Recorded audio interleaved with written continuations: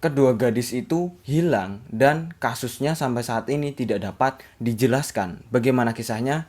Simak terus. Oke Lur, terima kasih telah klik dan menonton video ini. Pada kesempatan kali ini saya akan menceritakan tentang kasus di mana dua gadis dari Belanda yang berlibur ke Panama dengan misi juga kemanusiaan yang hilang pada saat mereka sedang bermain di alam di Panama. Sebelum kita beranjak ke kasusnya, kita akan menceritakan latar belakang dari gadis tersebut. Jadi, gadis tersebut itu bernama Chris Kremes dan Lisanne Fron.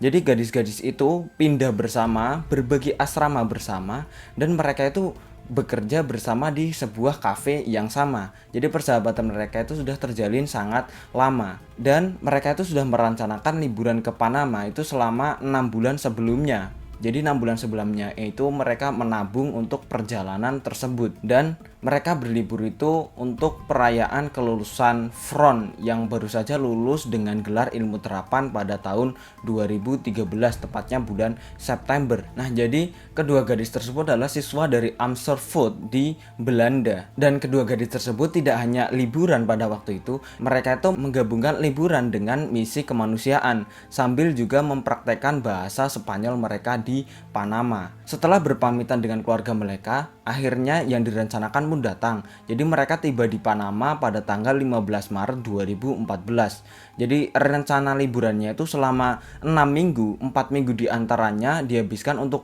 tinggal bersama keluarga angkat sementara mereka yang di Panama. Jadi mereka akan membantu kedua gadis tersebut dalam melakukan misi kemanusiaan dan sebagai relawan di Bokyut. Nama kotanya itu Bokyut. Nah, pada tanggal 29 Maret 2014, mereka itu tiba di rumah keluarga angkat mereka. Tetapi diberitahu bahwa pekerjaan atau pelakukan dari misi kemanusiaan tersebut akan dimulai dalam seminggu lagi. Jadi mereka memutuskan untuk meluangkan waktu menjelajahi daerah tempat mereka tinggal bersama keluarga angkat mereka. Nah, kita akan menjelaskan dulu daerah tersebut. Jadi, Bokyut ini adalah desa di pegunungan kecil di Panama. Jadi, desa ini itu penuh dengan pemandangan pegunungan yang indah dan subur dan menjadikannya tujuan populer bagi penduduk setempat dan turis. Itu juga alasan mereka melakukan perjalanan ke Panama. Nah, singkat cerita, untuk menghabiskan seminggu sebelum melakukan misi kemanusiaan pada tanggal 1 April 2014, gadis-gadis itu berencana pergi mendaki pada hari itu. Jadi mereka telah memposting di Facebook tentang pergi menjelajahi daerah tersebut. Dan setelah mereka melakukan perjalanan, mereka bertemu dengan sesama pelancong Belanda untuk makan siang. Jadi mereka itu tidak pergi hanya berdua, tetapi mereka membawa serta anjing piaraan keluarga dari keluarga angkat mereka untuk bersama-sama mendaki pada waktu tersebut. Jadi ada keunikan dari kedua gadis tersebut. Kedua gadis tersebut terbiasa melakukan ataupun mencatat perjalanan mereka dan mengabadikan momen-momen perjalanan mereka dan diupload ke dalam media sosial Facebook. Dan pada waktu itu terakhir kali mereka memposting sosial di Facebook adalah pukul 11 pada waktu mereka makan siang bersama pelancong-pelancong atau turis dari Belanda. Jadi pada saat sudah berada di jalur atau mereka sudah mulai mendaki itu, postingan-postingan di Facebook itu sudah berhenti. Jadi mereka sudah tidak memposting, mungkin karena alasan kesusahan sinyal pada waktu itu. Hal tersebut juga menimbulkan kecurigaan dari keluarga angkatnya, yang kenapa kok mereka sampai tidak memposting hal tersebut, apakah memang susah sinyal. Nah, kecurigaan bertambah pada waktu itu karena pada malam harinya dari anjing-anjing tersebut itu kembali ke rumah angkat orang tua dari kedua gadis tersebut. Tetapi mereka itu tidak kembali, gadis tersebut tidak bersama anjing yang dibawanya. Mulai ada kecurigaan di situ. Mereka sudah memposting terakhir kali itu pada waktu jam 11 sebelum menaiki gunung, dan yang kembali ke rumah angkat orang tuanya pada malam itu adalah hanya anjingnya. Jadi kedua gadis tersebut tidak kembali, Lur. Kecurigaan bertambah pada tanggal 2 April 2014. Jadi Kremes dan Fron ini melewatkan janji dengan pemandu wisata lokal yang seharusnya membawa mereka dalam tur jalan kaki pribadi di Bokyut.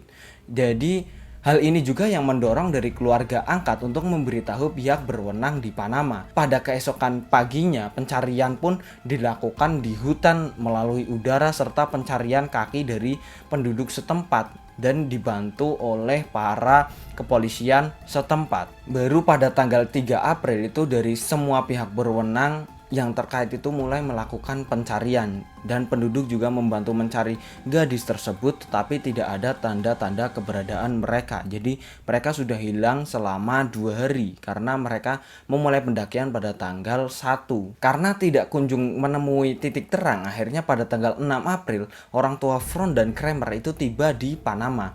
Mereka itu bersama dengan profesional khusus, anjing pencari, dan detektif dari Belanda, dan mereka mencari selama 10 hari. Orang tua dari kedua gadis tersebut juga mengadakan sayembara, barang siapa yang bisa menemukan petunjuk ataupun bisa menemukan keberadaan gadis tersebut akan diberikan hadiah $30.000 pada waktu itu. Setelah 10 hari pencarian, tetapi masih tidak ada tanda-tanda bahwa gadis tersebut akan ditemukan.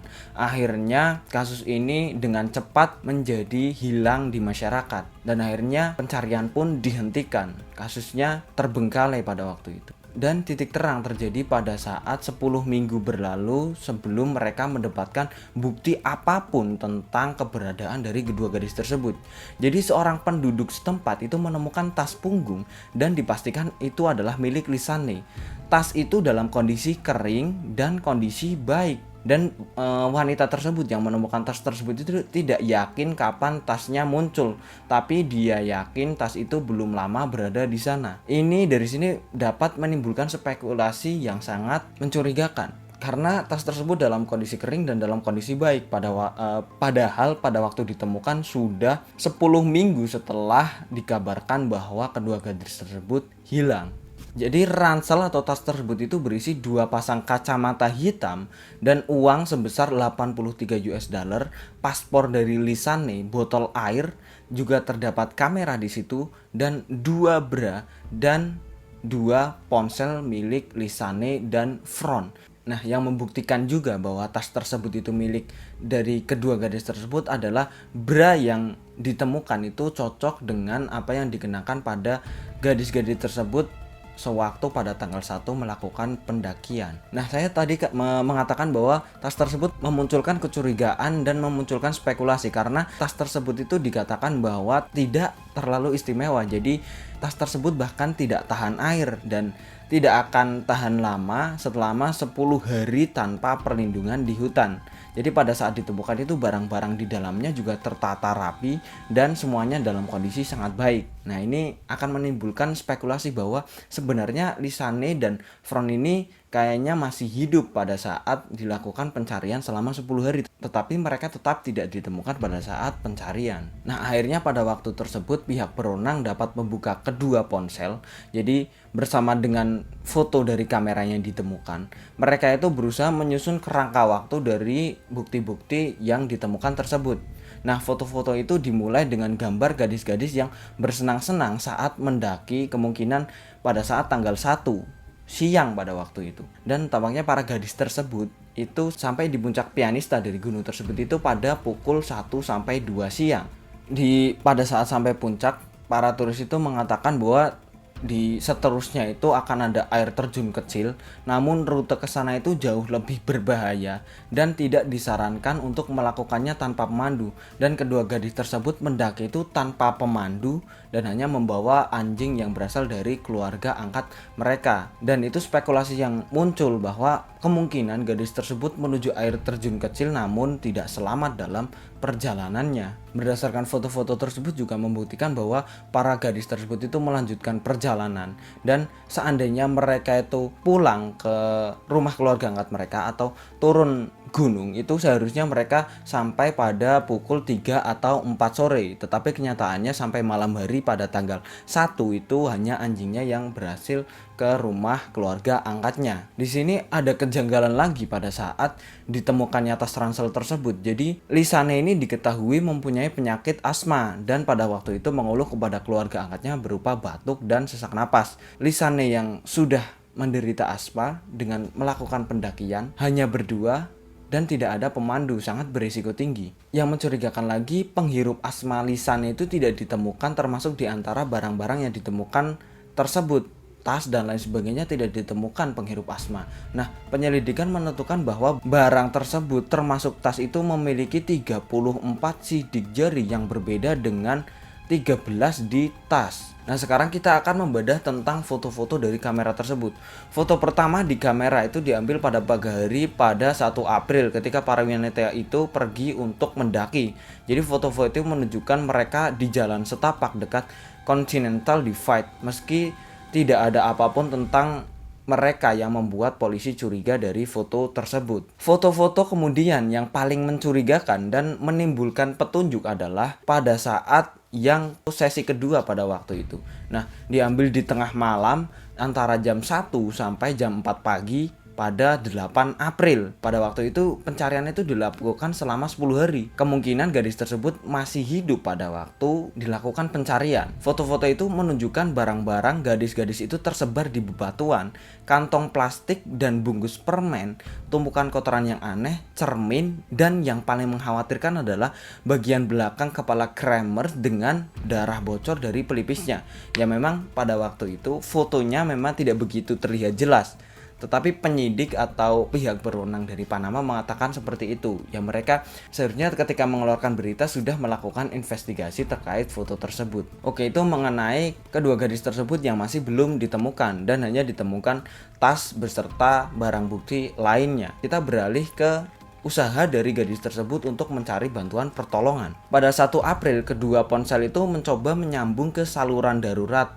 Jadi ponsel tersebut itu pada pukul 16:39 mencoba menelpon saluran darurat. Yang pertama itu internasional dan yang kedua itu saluran dari Panama atau lokal dari Panama.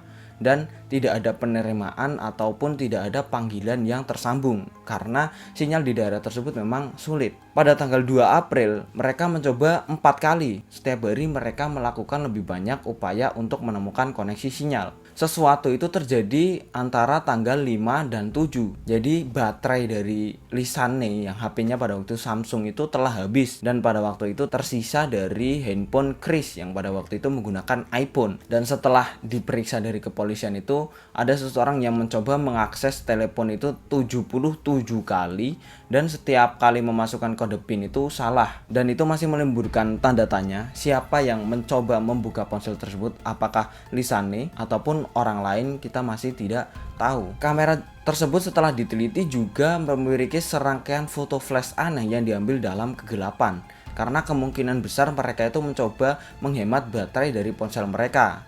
Jadi mungkin saja mereka itu menggunakan flash sebagai sumber cahaya dan perangkat sinyal yang akan menunjukkan bahwa keberadaan mereka. Akhirnya setelah pencarian dilakukan lagi, beberapa kilometer dari tempat tas itu ditemukanlah sebuah celana pendek dan itu adalah milik Chris. Petunjuk juga mulai bermunculan pada waktu itu beberapa bulan setelah itu di area yang sama ditemukan tas punggung, tulang panggul dan sepatu bot yang berisi kaki ditemukan. Dan 33 fragmen tulang itu juga ditemukan di tempat tas yang ditemukan sebulan yang lalu. Dan setelah dilakukan pengujian pada 33 fragmen dan tulang panggul itu mereka dipastikan adalah milik Chris dan Lisanne. Dari hasil kejadian tersebut itu pihak berwenang Panama telah memutuskan bahwa Chris Kramer dan Lisanne Fron tersesat di hutan dan salah satu atau keduanya mengalami cedera saat terjebak di hutan belantara dan akhirnya meninggal di alam liar karena tidak mendapatkan bantuan. Kasus ini penuh dengan misteri dan sampai saat ini menimbulkan tanda tanya karena beberapa hal yang tidak masuk akal, seperti siapa yang meninggalkan tas tersebut karena tas tersebut ditinggalkan dan pada waktu ditemukan itu tidak ada tulang pinggul dan tulang-tulang fragmen yang ditemukan 1 bulan setelah tas tersebut ditemukan. Padahal seharusnya misalkan tas tersebut ditemukan, tulang-tulang yang ditemukan sebulan setelah itu seharusnya sudah berada di sana dengan tas tersebut dan hal tersebut sangat berbeda jauh dengan logika-logika yang sudah ditemukan dengan bukti tersebut. Selanjutnya, kenapa dari sidik jari yang berada di benda-benda dan tas tersebut tidak dilakukan pengujian dan hanya dibiarkan begitu saja hanya sebagai barang bukti? Jadi sampai saat ini kita tidak pernah tahu jawabannya dan menurut pihak berwenang dari Panama, kasus ini tuh dianggap sudah selesai. Tetapi otoritas Belanda pada waktu itu menyatakan bahwa meninggalnya mereka ini mencurigakan, juga menuduh pihak berwenang Panama ini gagal dalam melakukan investigasi yang tepat dan salah menangani bukti. Jadi kesimpulannya, meninggalnya dari kedua gadis tersebut masih menimbulkan banyak pertanyaan karena mereka tidak ditemukan. Setelah ditemukan hanya tulang pinggul dan tulang iga-iga fragmen yang berjumlah tersebut, tanpa ditemukan adanya bukti-bukti lain yang memperkuat bahwa adanya misalkan kekerasan pada gadis tersebut, atau misalkan mereka mengalami kekerasan pada binatang buas, terjatuh dan lain sebagainya. Masih banyak menimbulkan pertanyaan. Dan dari pihak berwenang Panama mengatakan bahwa kasus ini sudah selesai. Jadi setelah hilangnya kedua gadis tersebut itu, pihak otoritas Panama telah melakukan upaya yang lebih signifikan untuk menjaga keamanan wisatawan, terutama dengan papan nama, tanda peringatan, peta, dan penanda-penanda pada jalan setapak tersebut. Ya sudah seharusnya, misalkan daerah ini rawan berbahaya, longsor, ada hewan buas dan lain sebagainya. Pada waktu itu belum ada. Memang takdir tidak ada yang tahu, tetapi kita harus waspada dan selalu berdoa kepada Yang Maha Kuasa. Terima kasih atas perhatiannya dan terima kasih sudah menonton. Sampai jumpa.